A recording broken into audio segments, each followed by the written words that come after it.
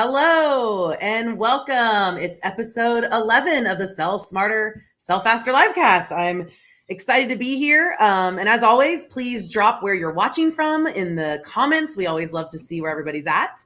And I'm Dani Buckley, your host, and joined here by with Shay Smith, our producer. Hi, Shay. How's your day going? Hey, it's going good. How's your day going? Pretty good. It's a beautiful fall day in Northern California. So here too in Florida. Yeah. Happy to be here. And just as a reminder, this livecast is powered by Lead G2. We are a sales performance agency. We specialize in using inbound marketing and sales enablement strategies and tactics to essentially help our clients sell smarter and sell faster. And this livecast is really focused on sales enablement. How can we help both salespeople and business leaders kind of drive their sales organizations to grow through selling smarter and selling faster? And I know Shay just dropped our URL there. We've got all kinds of stuff at sellsmartersellfaster.com. So be sure to check that out. And Shay will tell us a little bit about how you can make sure you stay in touch with us. Yes. So if it's your first time or if it's your 11th time joining us on the Sell Smarter, Sell Faster livecast on YouTube, this is where we are every week on YouTube. So make sure you are subscribed. Our YouTube URL is right here. You can also search Sell Smarter, Sell Faster on YouTube or Lead G2 and find our channel and subscribe. Make sure you do hit that bell to turn on notifications so you'll get notified when we schedule new episodes, and when we're live, we don't want you to miss it. If you have any questions or comments during the episode today, we would love to hear that in the comments. So tell us hello. If you're watching, you can go ahead and drop a comment in there. Tell us where you're watching from. How's the weather today? But also, if you have any questions, as Dani and Dean are talking about category focused selling, please ask those questions. If they can get to them, we'd love to get to those during the episode. And if you'd like to connect, Dani and I are both on LinkedIn and Twitter, and we will add those connect things at the end of the episode. We'd love to connect with you. I know Dani loves these topics, geeks out on these topics. I love them too, but I feel like she's just like all about everything selling smarter and selling faster. And I'm just here to cheer as the producer. I like them too, but we would love to connect with you. So if you have questions or anything after the episode, please connect with us on LinkedIn and YouTube. And with that, I'm going to go ahead and bring in our guest for today, Dean Moothart. Let me bring him in. Oh, well, there's his thing. Sorry about that. Here he is. Hey, Dean, how are you today? Good. How's it going? Good. I want to read a little bit about you before I jump out and let y'all take over the conversation. Dean Moothart is the Director of Client Solutions at the Center for Sales Strategy, Lead G2, and Up Your Culture. For over 25 years, Dean has been helping his clients deploy people, process, and technology to generate, nurture, and close new business. He's an expert in inbound marketing, designing and managing complex B2B sales processes, and leveraging technology to improve sales team productivity. As Director of Client Solutions for the Center for Sales Strategy, Lead G2, and Up Your Culture, Dean is focused on helping companies navigate the changing world of B2B selling and improve sales performance. And he has been selling solutions for this company and its divisions for over 6 years. Dean and his wife, Missy, live in Florence, Alabama, and together they have 6 kids and 4 grandkids. And he is not new to the Sell Smarter, Sell Faster livecast. This is his second episode. So if you want to hear more from Dean later on, you can go to our YouTube channel. I'm pretty sure he was episode 1. Right? Episode 1, talking about sales enablement. So with that, I'm going to leave you guys to talk about the power of category focused selling. Have a great episode. Thank you, Shay. Thanks, Shay. And I'll just add, I love talking with you, Dean. We've obviously worked together for a long time. And for those out there who don't know Dean, Dean to me is one of the most talented, skilled, and just grounded is a word I actually would use to describe you, sales professionals that I've ever met. And I always love watching you in action, and you always make us better and smarter. And so I can't wait to talk about this topic with you today. Terrific. Thanks so much. So we're talking about category focused selling. And let's just start with a real easy one here. Tell us how you define that, just so we get everyone on the same page here. Right. Well, it's pretty simple. So category focused selling, or some people might call it vertical markets, right? So it's where you're trying to focus in on a specific vertical market that you want to target. So a lot of people, when they think about their marketing, might be doing general marketing to a large, diverse universe. But if you have if you have a very a product or service that is pretty diverse in the number of prospects that could leverage it or find relevance in it, you might find yourself in a position where you're trying to boil the ocean. You're trying to, communicate with this huge, broad market universe that no way you could ever cover it. And so a lot of people's answers to that was to do something called account-based selling, to where you're really focusing in on these specific companies that you want to target. You develop very specific messages for those companies. So this is kind of an in-between model, right? Mm-hmm. So it's not that general marketing message to the broad audience, to the broad universe, and it's not so narrowly focused that it's only meant for a specific company, but it's kind of taking a step back, and how can I develop some messaging and some tactics and some campaigns to engage a specific audience in a specific vertical market or category. Yeah, great. That's really helpful. And I think, the reason why we do this, which you touched on, is there's value in being able to personalize our approach, right? And we may not always have time to do all the account based. I mean, that's really personalized. So this is like the perfect kind of medium in a lot of cases. Sure. So what are the steps that you follow if you're building out a category focused, sales campaign? Kind of outline the steps that are involved in that. Yeah. So I think, when you start to choose your category is probably the best first step, right? Who do we want to target? And then you take a step back and say, okay, which ones do we focus on, or which one even do you want to start with? And where I started when I first deploying this approach was, let me start with a category that I've had success in, that we as a company has had success in, that I can point to. I've got some war stories. I've got some results I can point to, maybe some case studies that can be developed about that specific industry. So where I looked initially was our existing client base, right? And so go to your client list, see where you've had some success. What are their commonalities? Are there some in the same industry that then you could leverage that story and some of that messaging to build a broader appeal, right? And take that out to more people. If you don't have any kind of rhyme or reason to your client list, you can't find one that would make sense, then the next step would be to go to your marketing database. I mean, everyone's got a list somewhere, whether it be in their CRM or it's in an Excel file, however you're doing it. Segment your list and look for rhythms or patterns in your target audience and who you're in your marketing database. And so you can segment it by industry. You might find, hey, you've got 25% of your targets are in the manufacturing sector. Okay, that might be a great place to start, to zero in on some and build some more specific messaging around that. If you don't have that in your if you don't have the clients, you don't have in your target data, you can still do it. You just pick an industry where you think makes sense. Where will your message resonate with the audience? And pick one, and then start to build a list and start. I would even add maybe just if you aren't sure, like, who are you excited about? Who would you be excited and feel knowledgeable? Right. Is also a good place, I think, to start. Oh, most definitely. I mean, so we were as a team for CSS, got together last week and we were talking about our 2022 planning and things, and we were talking about just that. These are the industries that we've been playing in. Where do we want to move next? What makes sense? And then we talked about that. What excites us? Where would it be fun? What's new? What's happening in the news, in the economy that would kind of cause something to boil up to the top, right? That we can identify and start to target. And then you can do some research and start to refine that more as you go. But you don't have to feel limited in saying, gosh, I don't have a good client list, or my database, is awful.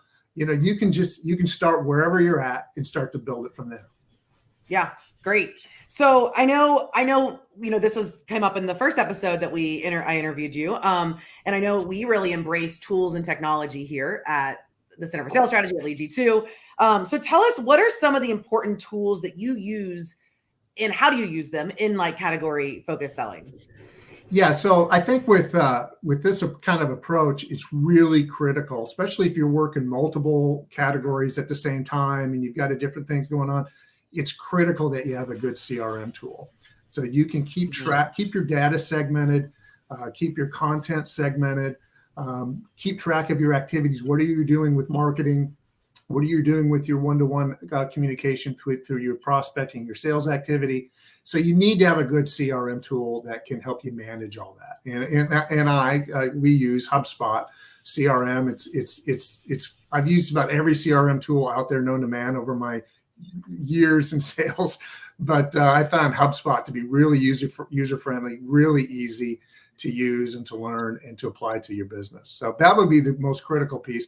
I think too, depending on how sophisticated you want to get with this, I think having marketing automation to where you can start to build out, managing your content that you're creating, managing calls to action, landing page development, your social media interaction, that then becomes really critical. Managing your marketing campaigns, things of that nature, having something that's where all that can reside under one umbrella with one database really makes that easy and helps you to actually deploy that strategy. And then I also use other tools, sales enablement tools like the Sales Enablement Pro tool from HubSpot as well, that gives me the ability to take my one-to-one communication with my prospects really to the next level. It expands my reach. It makes me more productive.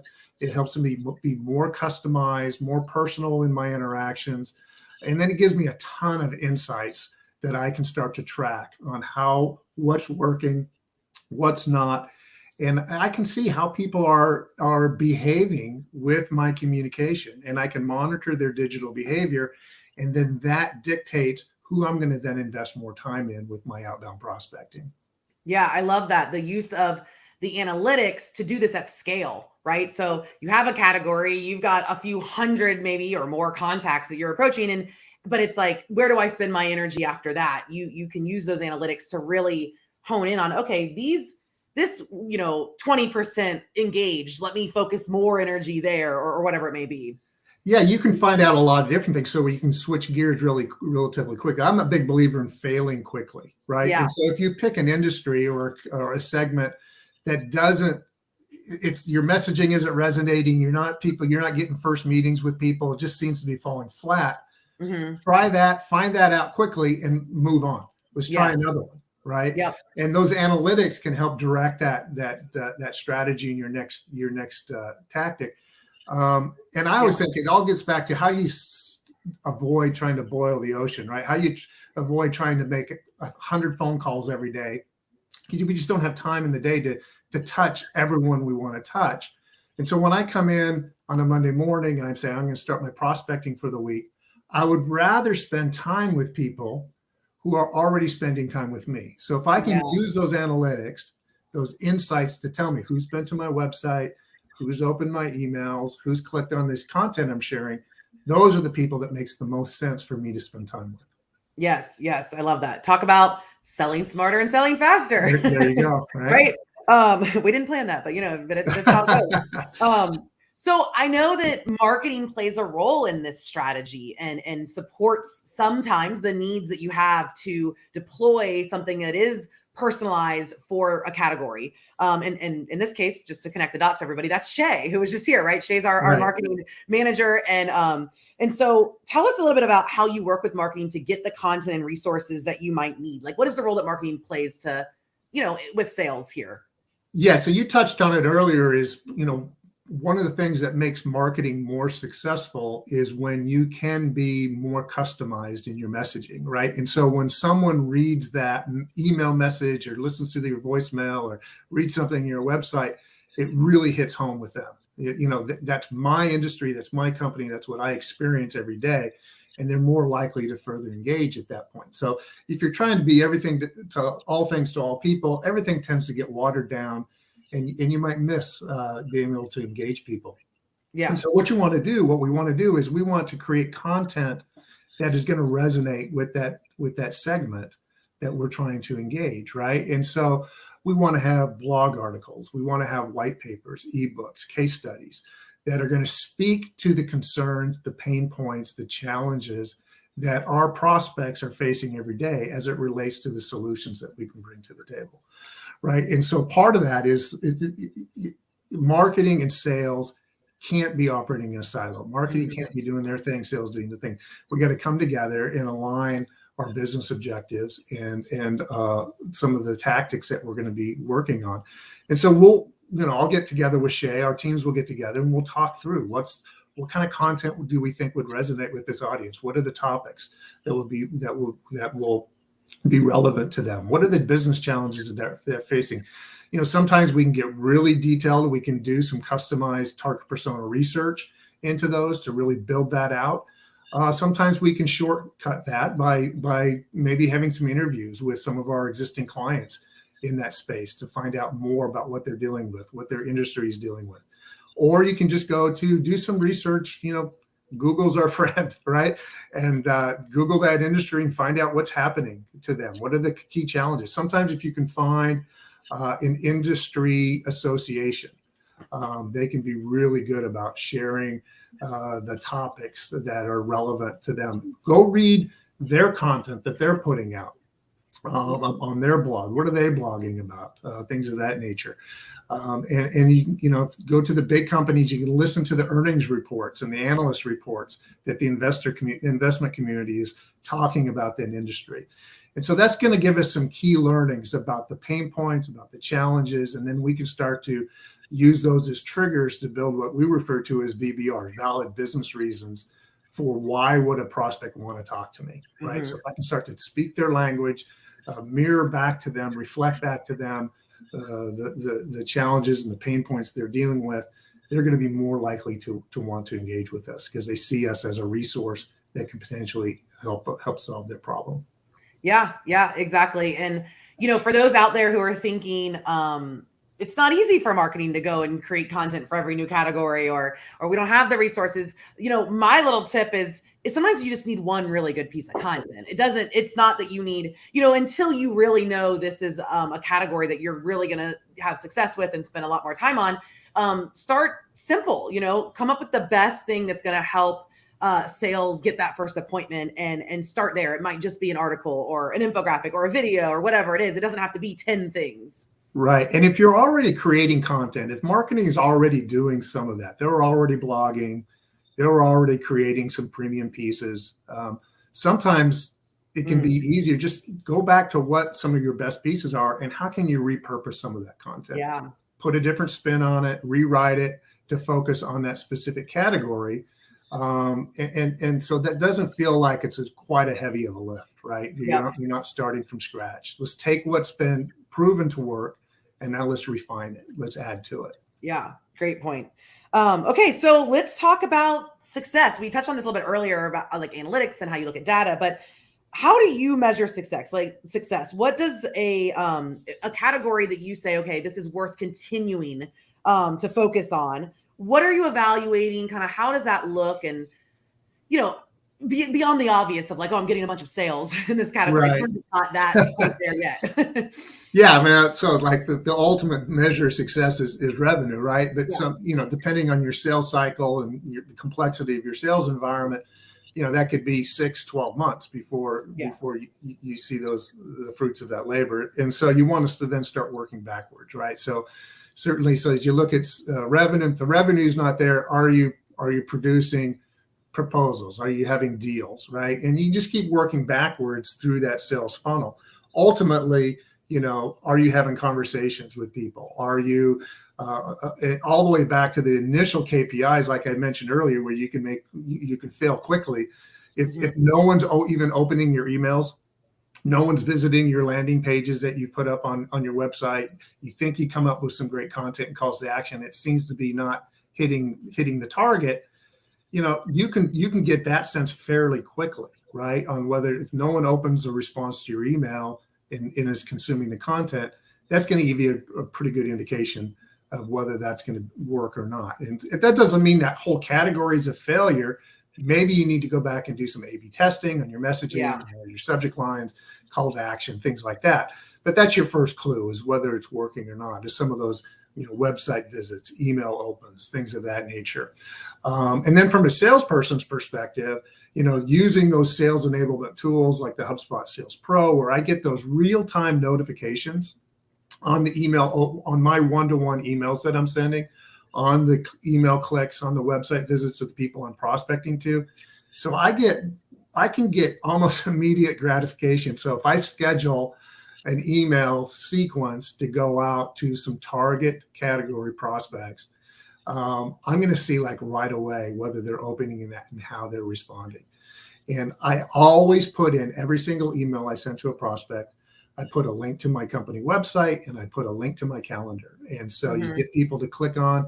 So sometimes you get a real good early indication because meetings are showing up on your calendar, right? People are scheduling time to meet with you. So I'm hearing a big takeaway for all those leaders out there. And if you don't have access, like insights into, if you can't say, okay, well, this salesperson sent 100 emails to this, this list of people, and you have no idea if people are opening it or clicking on it, that's a big missing point there. Like, you need to have those analytics, and it's not hard to get that. I mean, there's a lot of tools out there that give you that ability to track that and to have that data. And I think that's a really key piece here, or you're going to just keep doing stuff without knowing if it's even working until it's like, okay, it's been a year and we're not really getting any sales. Right. And I think most organizations I talk to will say, well, Dean, we have those kind of analytics, but sometimes those numbers and those KPIs and the analytics are in the domain of marketing, right? Yeah. And so your marketing manager might have all this great data, and maybe they're only pulling a report once a month or sharing that with people once a month or once a week, whatever. What's nice about some of the tools I'm using is I'm getting real-time feedback. I'm getting real-time notification. It's in my toolbar at the top. In fact, I see it right now, where I've got 17 notifications of people who have opened my emails, clicked on my links, and that number goes up, and then I can check it, and it takes it down to 0 and start from scratch. So I can check that periodically throughout the day to see how people are interacting with me and how I should respond accordingly. So valuable. So to kind of close this out a little here, I always like to hear if there are really specific best practices or just things that you've seen work really well. One that comes to mind that I would love you to touch on is the use of video, because I know we've had success with that. But what anything else too that you would add that you're just like, these are things that you really should think about when focusing on specific categories, employing these types of campaigns. What have you seen work, Dean? Yeah, so I'll start with video since you mentioned that. I mean, right. So again, going back to that theme of trying to be as personable and customizing your message as much as possible. And so I use a tool. I know there's other tools out there. I use a tool called Vidyard. It allows me from my desk to make a quick video, or either from my iPhone. I've done it when I'm out for a walk, sometimes at lunch. And, I'll be thinking about a prospect and what I want to talk to them about. I can just really create a 30-second to a minute video on my iPhone or at my desk, and then send it to them right away. And it's especially for people who have been used to doing those face-to-face meetings in sales and going out and, work, knocking on doors and going seeing people.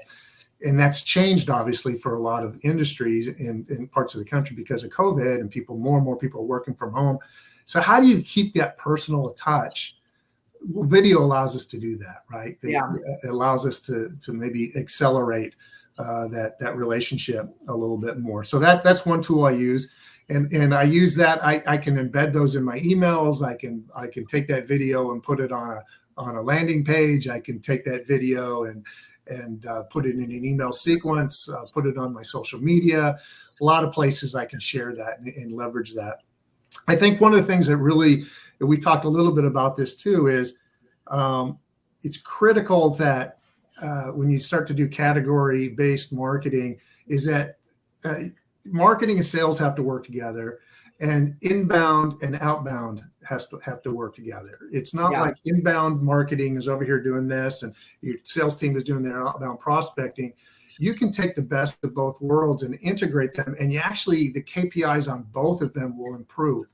So what I mean by that is, so I can take content that Shay Marketing creates and embed that into my outreach as a one-to-one sales prospecting tool, right?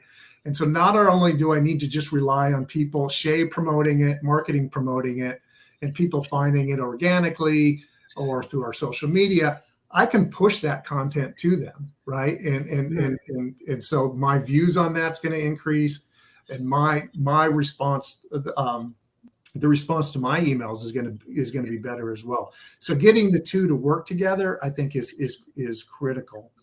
And I think one of the things we teach at Center for Sales Strategy is that whole, we call it the don't give up sales approach, right? And so many people, while you want to fail quickly, like I talked about, but you don't, if you know that you've got a good category to go after and you've had other success to prove that, don't give up on a prospect too soon. So many salespeople leave a voicemail, send an email, and say, I guess they weren't interested, and they move on, right? So you really start to build out sales plays that prescribe the activities that you should do with a prospect over an extended period of time. And now we're not talking just days, but weeks and months. Yeah. What are the different messages that you want to send? What are emails, voicemail messaging? How can you interact with them, social media? And really plan that out and deploy that over time. And if you make 20 attempts to someone over 6 months with a various messaging, your chances of engaging them go up exponentially.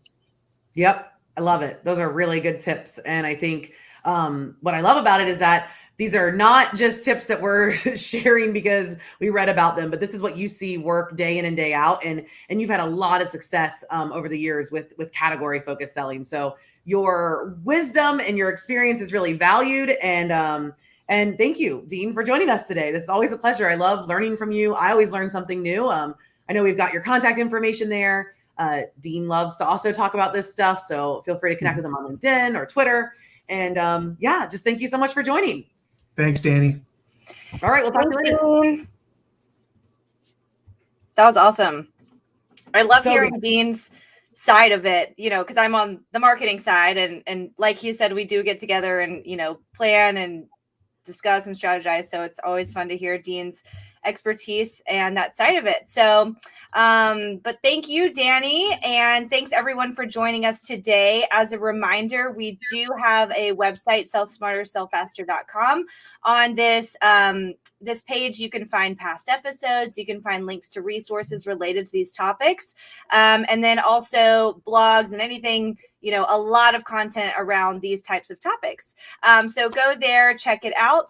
Also, last reminder of the day, make sure you are subscribed to our YouTube channel. I won't push that enough. We want to grow this community. We want to help people sell smarter and sell faster.